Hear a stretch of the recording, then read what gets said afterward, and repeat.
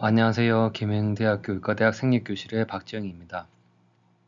오늘은 기초의학과 진로탐구 세 번째 강의 시간입니다. 강의 중간중간에 있는 리포트, 또는 자기 주도학습 과제는 사실 그 다음에 이어지는 강의들을 위한 사전 준비 또는 조사 과정이니 연관성이 있을 겁니다. 아마 미리 조사를 해보시면 그 다음 강의와 어떤 연관이 있는지 알 수가 있겠습니다. 오늘은 기초의학의 연구 분야 소개인데요. 뭐 소개라기보다는 과거에 비해서 어떠한 변화들이 있는지, 이런 것들이 여러분 진로 결정에 어떠한 도움이 되는지에 대해서 한번 이야기해 보도록 하겠습니다. 의과대학생이면 잘 알겠지만 기초의학의 대표적인 연구 분야는 이제 다음과 같습니다. 암에 대해서 여러 유전적인 또는 발생적인 치료 방법 등에 대한 연구들이 있고, 두 번째는 신경계 생리 또는 이제 알츠하이머 등의 퇴행성 뇌질환에 대한 연구들이 아주 인기가 있죠. 세 번째는 최근에 더 인기가 있게 된 학문인데 면역 관련입니다. 면역 세포라든지 우리가 잘 알고 있지 않은 면역 반응, 그 다음에 이와 좀 연관이 있는데요. 여러 질병들과 연관해서 항생제 내성, 백신 치료제 등에 대한 연구입니다. 마지막이 만성질환입니다. 노인 인구 증가뿐만 아니라 여러 식이습관이나 운동습관 변화로 인해서 만성질환들이 증가하고 있죠. 당뇨, 간질환, 신장질환 등의 연구들이 대표적인 연구가 되겠고, 이것 이외에도 최근에는 줄기세포라든지 아니면 여러 가지 변화들이 있는데, 이에 대한 이야기를 조금 더 해보겠습니다. 연구 분야라기보다는 최근의 변화들인데요. 임상과 기초 연구의 협업이 좀 더 활발하게 되고 있습니다. 예전보다 임상 교수님들 또는 임상의학 중심의 연구가 좀 더 활발하게 이루어지는 데는 환자의 혈액이나 조직을 좀 더 쉽게 이용하게 되면서, 또는 임상 의사들이 기초 연구에 좀 더 많은 참여를 하게 되면서 새로운 질병의 진단이나 치료, 예후 등과 관련된 여러 바이오마커들을 발굴하거나 치료 방법들이 나오고 있죠. 두 번째는 의료 정보 분석입니다. 예전에는 단순 통계 분석이 주가 되었다면 지금은 좀 더 방대한 자료들이죠. 의료의 일반적인 정보뿐만 아니라 유전체 정보 또는 공개되어 있는 여러 가지 데이터들을 합쳐서 우리가 빅데이터라고 부르고, 이에 대한 다양한 분석 방법들이 계속 확장되어서 나오고 있습니다. 그래서 이를 통칭해서 바이오인포마틱스라고 얘기를 하고 있고, 바이오인포마틱스의 어떤 분석 방법들도 계속해서 확장되고 있고, 관련된 데이터베이스들도 확장되고 있습니다. 세 번째는 의료 인공지능의 개발 및 적용입니다. 의료 데이터는 이제 인공지능 모델을 적용하기 아주 좋습니다. 왜 그런지는 다음 시간 강의에서도 계속 얘기를 할 거고, 이런 것들은 예측 분석을 통해서 실제 환경에 적용 가능성이 아주 크고, 그런 가능성을 타진하는 연구들이 주를 이루고 있습니다. 또는 대부분 의료 인공지능 자체를 개발한다기보다는 이제 응용 분야, 적용 가능성, 그러면서 약간 마이너 모디피케이션 등이 주된 연구가 되고 있습니다. 네 번째는 의료와 또는 디지털 헬스케어 관련된 것들인데요. 앱을 개발한다든지 시스템을 개발한다든지 또는 이제 기기 개발 등이 되겠습니다. 여기에는 사실 새로운 것들이 많이 들어오고 있죠. 기존에는 예를 들어서 의용공학과 관련돼서 올가노이드, 줄기세포 정도였지만 지금은 나노파티클이라든지 또는 여러 가지 의용공학적인 어떤 기기와 관련된 것들, 그 다음에 앱 개발, 시스템 개발, 이런 것들이 들어오면서 영역이 확장되고 있습니다. 마지막은 기초의학에서부터 시작이 되었고 임상의학까지 포함해서 이러한 여러 가지 변화들이 바이오 벤처 사업을 주도하고 있습니다. 우리나라는 사실은 아직까지 완전하게 활성화된 것이 아니죠. 많은 규제가 있어서. 하지만 외국은 이러한 바이오 벤처 사업들이 주가 되어서 사업을 주도하고 있다고 해도 과언이 아닙니다. 기초의학 연구도 변화가 있습니다. 예전에는 세포 동물 실험에 한정되던 것이 환자 샘플 분석이 좀 더 많이 이루어지고 있고 이것뿐만 아니라 기존의 데이터베이스들 공개된 데이터베이스가 아주 많죠. 그래서 분석 자료를 활용할 수 있게 됩니다. 그래서 바이오인포마틱스 분석이나 공개 데이터 분석 또는 여러 가지 공개 데이터들이 쏟아져 나오고 있습니다. 그래서 좀 더 영역이 확대되고 있다. 다양한 분야로 확대되고 있다. 샘플 또한 확대되고 있다고 말씀드릴 수가 있겠습니다. 우리가 이 현대의학 또는 임상 연구의 가장 중심이 되는 것은 근거 중심 의료 의학이라고 말할 수가 있겠습니다. 다른 분야보다도 의학이 과학과 결부돼서 발전하는 데는 이러한 어떤 근거 중심 의학이 아주 중요하다고 봅니다. 어떤 전문가의 의견이나 사설에서 기반을 하여서 그 위에 케이스 리포트, 증례 보고가 있었죠. 사실은 다른 분야들보다 저희가 더 발전하게 되는 것은 그 위에 환자 대조군 연구, 대규모의 환자 대조군 연구, 그다음에 대규모의 코호트 연구, 그다음에 좀 더 과학적인 무작위 비교 연구, 그보다 더 상위의 무작위 비교 연구들 또는 여러 가지 연구들을 융합해서 분석하는 메타 분석 연구까지 이러한 것들이 계속해서 일어나고 있습니다. 약물 개발이나 새로운 치료 접근에도 이런 것들이 계속해서 이런 반복적으로 하위부터 상위의 무작위 연구까지 또는 메타 분석까지 계속 일어나고 있을 뿐만 아니라 이미 개발된 치료제나 또는 수술 방법 등에 대해서도 이러한 근거 중심의 의료의 이러한 과학적인 방법들이 밑에서부터 위에까지 계속해서 반복적으로 일어나면서 그 근거들을 확립하고 있기 때문에 사실은 의학은 어떤 명의가 있다 또는 특별한 어떤 방법이 있다는 게 아니고 이렇게 밑에서부터 위로 새로운 것들을 개발하기 위해서도 근거 중심 의학이 계속해서 근거를 쌓고 새로운 걸 발견하고 있지만 이미 나와 있는 치료법이나 약제 또는 진단 방법 또는 환자가 왔을 때 우리가 접근하는 방법, 이밸류에이션 방법 등도 계속해서 근거 중심 의학의 방법으로 평가를 받고 탈락하거나 재평가를 받고 있기 때문에 계속해서 발전하고 있다고 봅니다. 그래서 이러한 막강한 근거 중심의 의학은 사실 다른 분야와 비교할 수 없을 정도로 전 세계가 의학 정보를 공유하고 계속해서 개선하고 발전하고 있다고 봅니다. 그래서 이런 근거 중심의 의료는 기초 연구와도 결부되어 있는데요. 기초 연구는 사실 이 가장 밑바닥에서 이러한 연구들을 뒷받침하고 있다고 봅니다. 고전적인 기초 실험 방법들이 우리가 잘 알고 있다시피 유전 정보, mRNA나 cDNA, 프로테인 익스프레션 이런 것들 확인하기 위해서 여러 가지 우리가 배웠던 PCR, 웨스턴, 엘라이자, 그다음에 IHC, 유전자 분석 방법, 동물 실험, 균 배양 이런 것들이 있죠. 하지만 이런 것들은 이제는 정말 기초 중에 기본적인 연구 방법들이 되었고 이런 것들은 연구 인력의 부족이나 또는 연구 분석 방법이나 여러 업체들이 발달하고 기존에 나와 있는 어마어마한 결과들이 모여지면서 다양한 데이터베이스와 분석 도구들이 개발되고 있습니다.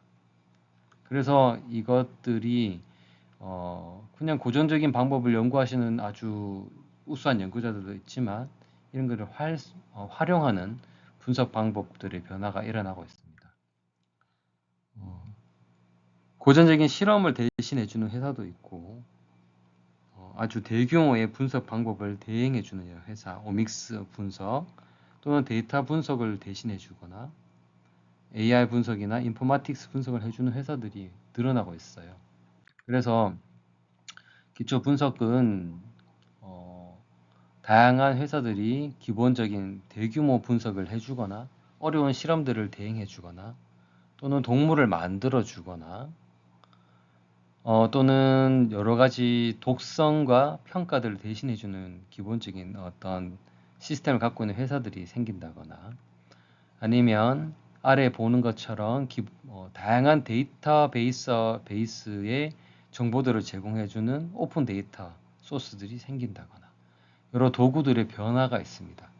그래서 연구들이 확장되고 있고 전 세계가 공유를 하고 있는 또는 연구자 혼자서 하는 것이 아니라 여러 가지 회사나 기관들을 이용하거나 협업을 할 수 있는 상황에 이르렀습니다. 그래서 이를 융합 연구의 시대라고 볼 수 있고 어떤 기초의 연구에서부터 기초 연구가 이제는 질병 연구로 이어지고 있고 기초와 임상의 협업 연구는 당연한 것이 되었으며 여기서 그치지 않고 통계 분석 연구나 바이오인포마틱스 분석, 그다음에 AI 모델이나 예측도 가미가 되고 실험실에서 기존에는 저희 잘 하지 못했던 의용공학이 이제 들어옵니다. 나노 파티클 또는 여러 가지 나노 머신, 그다음에 아니면 어떤 줄기세포 기반의 여러 가지 머테리얼 개발 또는 앱 개발 또 기초 임상 연구가 붙어 있고 빅데이터 시스템을 통한 여러 가지 분석들 그래서 실제로 질병에 바로 적용하는 여러 가지 연구들이 융합되어서 이제 장벽이 허물어지고 있습니다.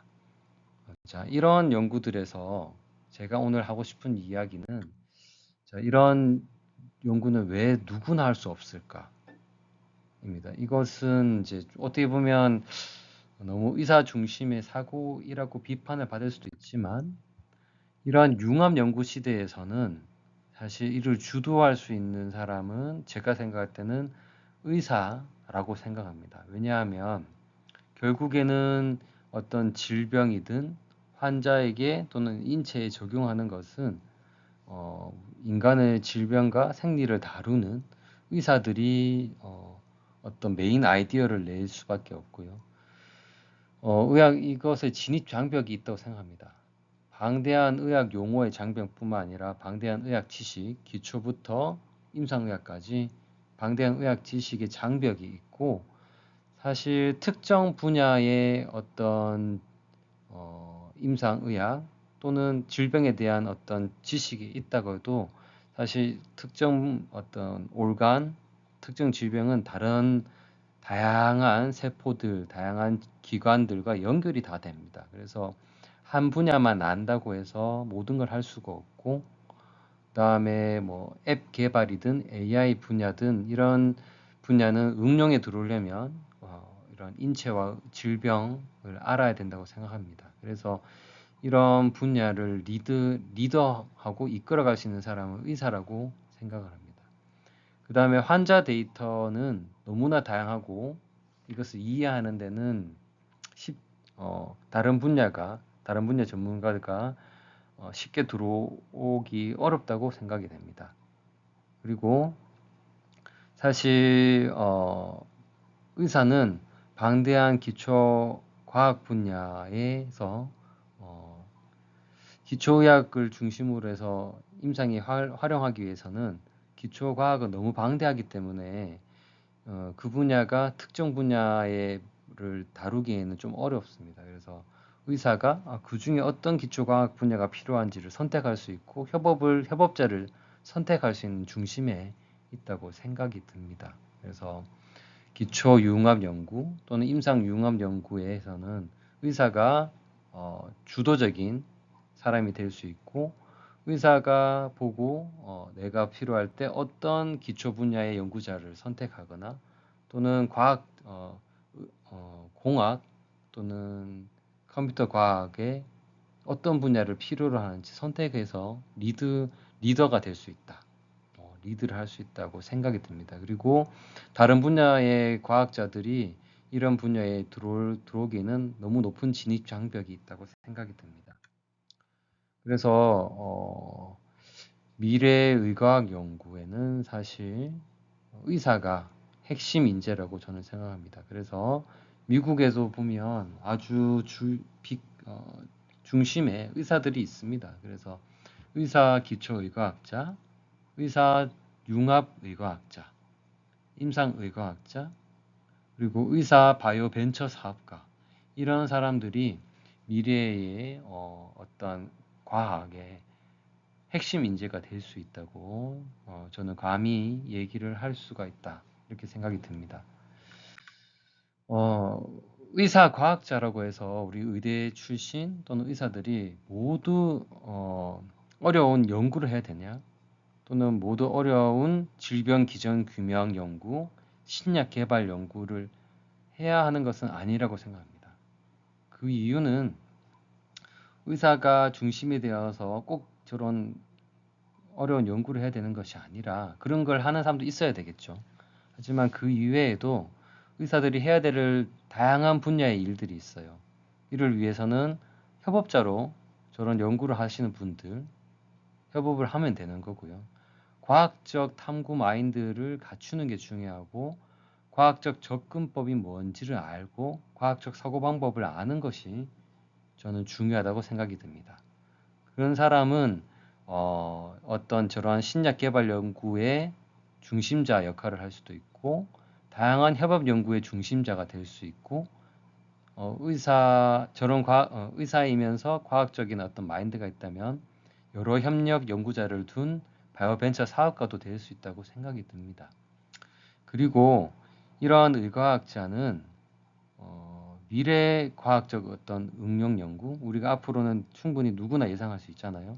AI를 응용한다든지, 앱이나 웹을 개발한다든지, 데이터베이스를 하는 연구자가 된다는 것 등은 사실 의사 과학자가 갈 수 있는 아주 매력적인 미래의 진로라고 생각됩니다. 이를 위해서는 꼭 어려운 질병 연구나 신약 개발을 해야 되는 것이 아니라, 그런 분도 있어야 되지만 과학적 탐구 마인드와 접근 방법이 있다면 충분히 그런 전문가들을 활용하는 미래 과학적 응용 연구의 리더가 될 수 있다 생각이 들고, 이런 과학적인 마인드를 갖고 있다면 임상 연구에서도 훨씬 적용할 수 있고, 근거 중심 의학의 계속적인 어떤 발전에도 충분히 기여할 수 있다고 생각이 듭니다. 그래서 의사라면 또는 의과학적인 마인드가 반드시 필요하고, 이런 과학적인 마인드가 있다면 본인의 영역을 우리가 생각하는 어려운 기초 연구뿐만 아니라 다양한 분야로 확장하는 데 충분히 도움이 된다고 생각이 됩니다. 자, 그래서 제가 다음 시간에 어떤 강의를 할 거냐면, 자, 우리가 의대 출신 또는 의사가 사실은 연구와 논문 작성은 너무 어려운 일이다라고 막연하게 생각하는데, 이것이 정말 과연 얼마나 어려운 일인가, 어려운 연구만 있는 것이 아닌가, 이런 것들을 한번 알아보고, 기초의학 연구뿐만 아니라 우리가 기초 임상 융합 연구 또는 기초의학 또는 임상의학과 다양한 분야의 응용 연구에는 분명히 난이도가 있을 거예요. 모든 연구가 다 어려운 것은 아닐 겁니다. 그래서 난이도를 결정하는 것은 무엇일까? 이런 것에 대해서도 이야기해 볼 것이고, 사실은 지금 강의를 듣고 있는 의대생들에게는 사실 연구란 무엇인가, 연구의 목적이 무엇인가에 대한 아주 원론적인 이야기도 필요하다고 생각이 됩니다. 그래서 이런 것에 대해서 좀 더 쉽게 한번 이야기해 보는 시간을 가질 겁니다. 마지막으로 저희가 남은 여러 주차의 강의에서 제가 얘기할 큰 테두리를 말씀드리면 다음 몇몇 시간에는 연구나 기초의학 실험 등에 대해서 난이도, 이게 뭐 정말 어려운 논문이나 연구만 해야 되는 거냐, 다 모두가 어려운 것은 아니다라는 이런 얘기를 할 것이고요. 그 다음에는 좀 미래지향적인 얘기를 해야 여러분들의 어떤 진로 탐색에도 도움이 될 것이라 생각이 들어서 우리가 알고 있는 근거 중심 의료가 왜 중요하고 이것이 앞으로는 데이터 주도 의료로 바뀔 거라는 얘기를 좀 더 해볼까 합니다. 그 다음에 데이터 주도 의료는 분명히 미래 의료 환경 변화와 연결이 될 겁니다. AI라든지 여러 가지 빅데이터와 연결이 될 거니까 미래 의료 환경 변화에 대해서도 좀 더 얘기를 해보고 마지막으로 디지털 헬스케어를 빼놓을 수가 없겠죠. 디지털 헬스케어를 알아야 우리가 미래의 진로 결정에도 충분히 도움이 될 겁니다. 그래서 디지털 헬스케어에 대한 이야기도 좀 더 하면서 마지막으로는 우리 한국의 어떤 미래의 변화는 어떤 방향으로 갈 것인지 이런 것들을 얘기하면서 전체 강의를 마무리할 수 있도록 해보겠습니다. 오늘 강의는 여기까지 하고 다음 강의에서 이런 것들을 차차 나눠 볼 수 있도록 하겠습니다. 감사합니다.